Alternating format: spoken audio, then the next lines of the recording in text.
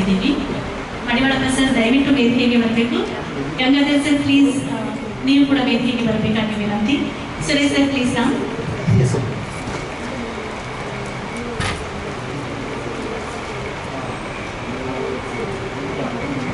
ಬನ್ನಿ sir please sir. ದಯವಿಟ್ಟು ನಾವು ಹೆಸರು ಕರೆದವರು ವೇದಿಕೆಗೆ ಬರಬೇಕಾಗಿ ವಿನಂತಿ. ಗಂಗಾಧರ್ ಸರ್ ಪ್ಲೀಸ್ ನಾವು ಸರ್ ದಯಮಾಡಿ ಕೂತ್ಕೊಳ್ಳಿ. ಮಡಿವಾಳಪ್ಪ ಸರ್ ಬಗ್ಗೆ ಒಂದು ಚಿಕ್ಕದಾಗಿರುವಂತಹ ಪರಿಚಯವನ್ನು ನೀಡೋದಕ್ಕೆ ಇಷ್ಟಪಡ್ತೀನಿ. ಸರ್ ಏನಾದರೂ ತಪ್ಪಿದರೆ ದಯವಿಟ್ಟು ಕ್ಷಮಿಸಿ. 2007ರಿಂದ 2010ರವರೆಗೆ ಸರ್ಕಾರಿ ನರ್ಸಿಂಗ್ ಮಹಾವಿದ್ಯಾಲಯ ಕಲಬುರಗಿ ಇದರಲ್ಲಿ ಸಹಾಯಕ ಉಪನ್ಯಾಸಕರಾಗಿ ಸೇವೆ ಸಲ್ಲಿಸಿದ್ದಾರೆ. 2010ರಿಂದ 2017ರವರೆಗೆ ಶುಶ್ರೂಷಕ ಬೋಧಕರಾಗಿ, 2017ರಿಂದ 2021ರವರೆಗೆ ಉಪ ಪ್ರಾಂಶುಪಾಲರಾಗಿ ಸೇವೆಯನ್ನು ಸಲ್ಲಿಸಿದ್ದಾರೆ. 2023ರಿಂದ ಇವತ್ತಿನವರೆಗೆ ಸರ್ಕಾರಿ ಶುಶ್ರೂಷೆ ಶಾಲೆ ವಿಕ್ಟೋರಿಯಾ ಮಹಾವಿದ್ಯಾಲಯ ಬೆಂಗಳೂರು ಇಲ್ಲಿ ಪ್ರಾಂಶುಪಾಲರಾಗಿ ಮತ್ತು ಕರ್ನಾಟಕ ರಾಜ್ಯ ನರ್ಸಿಂಗ್ ಪರೀಕ್ಷಾ ಮಂಡಳಿ ಬೆಂಗಳೂರು ಇದರ ಕಾರ್ಯದರ್ಶಿಯಾಗಿ ಸೇವೆಯನ್ನು ಸಲ್ಲಿಸ್ತಾ ಇದ್ದಾರೆ. 2015ರಿಂದ 2020ರವರೆಗೆ ಕಲಬುರಗಿ ಜಿಲ್ಲಾ ಕನ್ನಡ ಸಾಹಿತ್ಯ ಪರಿಷತ್ತಿನ ಗೌರವ ಕಾರ್ಯದರ್ಶಿಯಾಗಿ ಕೂಡ ನೇಮಕ ಆಗಿದ್ದಾರೆ.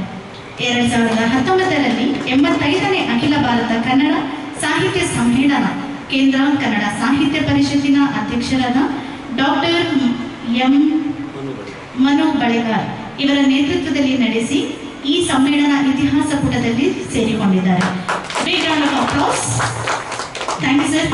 ಅಷ್ಟೇ ಅಲ್ಲದೆ ಇವರು ತುಂಬಾ ಸೊಗಸಾಗಿ ಜಾನಪದ ಸಂಗೀತವನ್ನು ಕೂಡ ಹಾಡ್ತಾರೆ. ಪುಸ್ತಕಗಳನ್ನು ಕೂಡ ಬರೆದಿದ್ದಾರೆ. ಪರಿಮಳದ ಹೂವು, ಡೊಳ್ಳರಲ್ಲ ನಾವು ಬಡವರು ಇತ್ಯಾದಿ ಪುಸ್ತಕಗಳನ್ನು ಕೂಡ ಇವರು ಬರೆದಿದ್ದಾರೆ. Hats off to your talent. Especially ಇಷ್ಟೊಂದು ಬ್ಯುಸಿ ಆಗಿರುವಂತಹ ಶೆಡ್ಯೂಲ್ನಲ್ಲಿ ಕೂಡ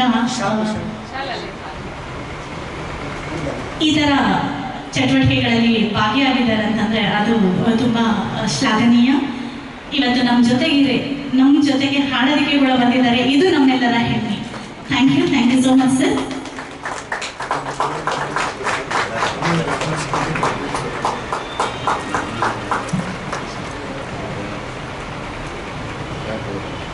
ಎಲ್ಲರೂ ಕೂಡ ಚಪ್ಪಾಳೆಯ ಮೂಲಕ ಸರನ್ನು ಗೌರವಿಸಬೇಕಾಗಿ ಕೇಳಿಕೊಂಡಿದ್ದೇವೆ.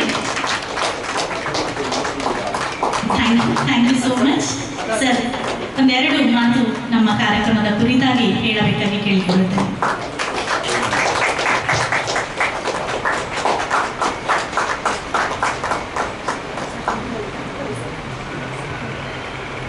Thank you so much.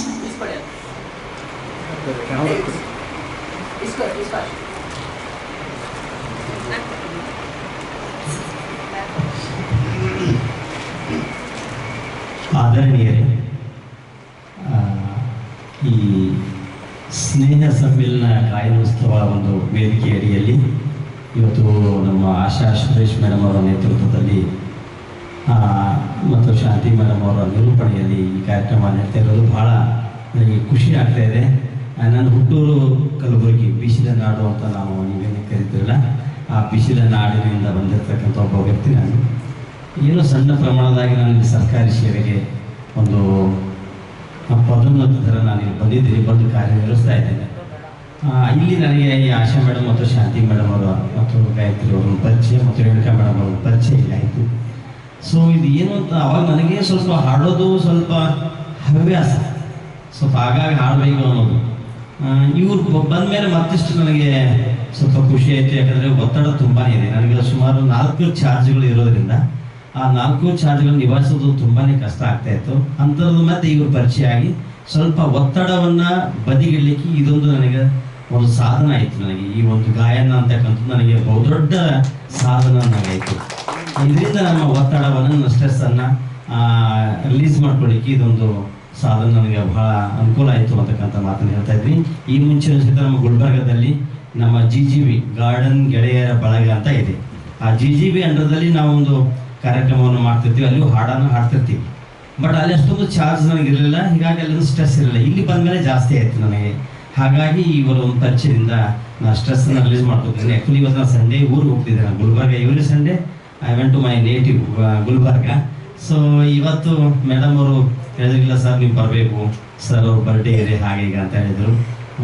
ಅದಕ್ಕೋಸ್ಕರ ನಾನು ಬಂದೆ. ಮತ್ತು ಮಧ್ಯಾಹ್ನ ಒಂದು ಕಾರ್ಯಕ್ರಮ ಪೀನಿಯರ್ ಸೆಕೆಂಡ್ ಸ್ಟೇಜಲ್ಲಿ ಒಂದು ಕಾರ್ಯಕ್ರಮ ಇದೆ, ಅಲ್ಲಿ ಹೋಗಬೇಕಾಗಿರೋದ್ರಿಂದ ಹೋಗ್ತೀನಿ ಅಂದಾಗ ಇದು ದೊಡ್ಡ ಸನ್ಮಾನ ನನಗೆ ಇಟ್ಕೊಂಡ್ರು.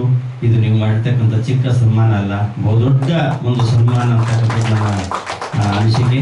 ಈ ಒಂದು ಗಾಯನೋತ್ಸವ ಒಂದು ವೇದಿಕೆ ತಾವು ಮಾಡಿಕೊಂಡು ಎಷ್ಟೆಲ್ಲ ಜನರಿಗೆ ಆ ಸ್ಟ್ರೆಸ್ಸನ್ನು ರಿಲೀಸ್ ಮಾಡ್ತಾ ಇದ್ದೀರಿ. ಭಾಳ ಒಂದು ದೊಡ್ಡ ಅದನ್ನೂ ಒಂದು ತ್ಯಾಗ, ದಟ್ ಈಸ್ ಆಲ್ಸೋ ಸ್ಯಾಕ್ರಿಫಿಕೇಶನ್ ಅಂತ ನಾವು ಹೇಳ್ಬೋದು. ಯಾಕಂದರೆ ಮನೆ ಮಠ ಎಲ್ಲ ಬಿಟ್ಟು ನೀವೆಲ್ಲ ಬಂದು ನಿಂತು ನೀವೆಲ್ಲರಿಗೂ ಅವ್ರಿಗೆಲ್ಲ ಒಂದು ಸ್ಟ್ರೆಸ್ಸನ್ನು ರಿಲೀಸ್ ಮಾಡ್ತಾ ಇದ್ದೀರಿ. ಮನೆಯಲ್ಲಿ ತುಂಬಾ ಕುಟುಂಬದಲ್ಲಿ ಸ್ಟ್ರೆಸ್ಗಳು ಇರ್ತವೆ, ಅದನ್ನೆಲ್ಲ ರಿಲೀಸ್ ಮಾಡಿಕ್ಕೆ ಇದೊಂದು ಒಳ್ಳೆ ಪ್ಲಾಟ್ಫಾರ್ಮ್, ಒಳ್ಳೆ ವೇದಿಕೆ ಇದೆ. ಇಂಥ ಪ್ಲಾಟ್ಫಾರ್ಮಿಗೆ ಆಗಾಗ ನಾನು ಸಮಸ್ಯೆ ಖಂಡಿತ ಬರ್ತೀನಿ ಮೇಡಮ್. ಮತ್ತು ಏನಾದರೂ ಇದ್ದರೆ ನನ್ನ ಕಡೆಯಿಂದ ತನು ಮನ ಧನದಿಂದ ಬೇಕಾದ ನಾನು ಸಹಾಯ ಮಾಡಿ ರೆಡಿ ಇದ್ದೀನಿ ಅಂತಕ್ಕಂಥ ಮಾತನ್ನು ಹೇಳ್ತಾ, ಅದು ಒಳ್ಳೆಯ ಕಾರ್ಯಕ್ರಮ. ಇಂಥ ಮೆಟ್ರೋಪಾಲಿಟನ್ ಸಿಟಿ ಒಳಗೆ, ಯಾಕಂದರೆ ಗೊತ್ತದು ನಿಮಗೆಲ್ಲ, ಇಲ್ಲಿಂದ ಬೇರೆ ಕಡೆ ಹೋಗ್ಬೇಕಾದ್ರೆ ಸುಮಾರು ಒಂದು 1.5 to 2 hours ಬೇಕು. ಅಂಥದ್ರ ಮಧ್ಯೆ ನೀವು ಎಲ್ಲರೂ ಕರ್ಸ್ಕೊಂಡು ಇಷ್ಟೆಲ್ಲ ಮಾಡ್ತಾ ಇದ್ದೀರಿ.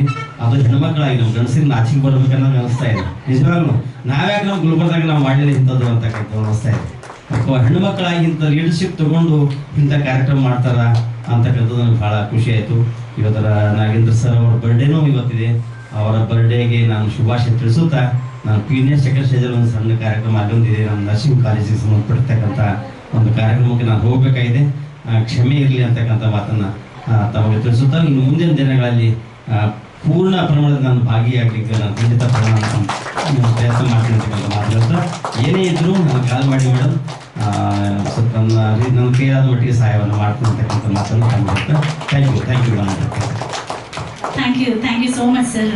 ಸರ್ ಬಗ್ಗೆ ಹೇಳಬೇಕು ಅಂತಂದರೆ, ಯೂಶ್ವಲಿ ನಾವು ಪೊಸಿಷನಲ್ಲಿ ಇರುವಂತಹ ಎಸ್ಪೆಷಲಿ ಹೆಲ್ತ್ ಡಿಪಾರ್ಟ್ಮೆಂಟ್ಗಳಲ್ಲಿ ತುಂಬ ಹಿಂಜರಿತೀವಿ. ಬಟ್ ಸರ್ನ ಮೀಟ್ ಮಾಡಿದ ಮೇಲೆ ಅವರು ಎಷ್ಟು ಸರಳ ವ್ಯಕ್ತಿ ಅಂತಂದರೆ, ನಮ್ಮ ಹತ್ರ ತುಂಬ ಸಾಮಾನ್ಯರಲ್ಲಿ ಸಾಮಾನ್ಯರ ಹಾಗೆ ಅವ್ರು ಇರ್ತಾರೆ, ನಮಗೆ ಹುರಿದುಂಬಿಸ್ತಾರೆ, ನಮ್ಮನ್ನು ಆಕ್ಸೆಪ್ಟ್ ಮಾಡ್ಕೋತಾರೆ. So that is really great. And ನಮಗೆ ಸ್ಪಾನ್ಸರ್ ಕೂಡ ಮಾಡಿದ್ದಾರೆ, ಈ ಕಾರ್ಯಕ್ರಮಕ್ಕೂ ಮಾಡಿದ್ದಾರೆ.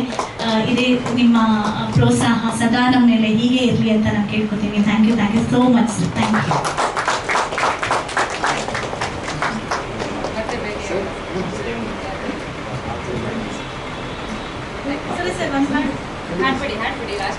ಸೊ ಸುರೇಶ್ ಸರ್ ಒಂದು ಸೋಲೋ ಸಾಂಗ್ ನ ಹಾಡ್ಬೇಕು ಅಂತ ಇಷ್ಟಪಡ್ತಾ ಇದ್ದಾರೆ. ಸೊ ಹಾಗಾಗಿ ಸುರೇಶ್ ಸರ್ ಒಂದು ಸೋಲೋ ಸಾಂಗ್ ನ ಹಾಡ್ತಾರೆ. ಸೊ ಅದಾದ್ಮೇಲೆ ನಾವು ಊಟದ ಬ್ರೇಕ್ ನ ತಗೊಳ್ತಾ ಇದ್ದೀವಿ.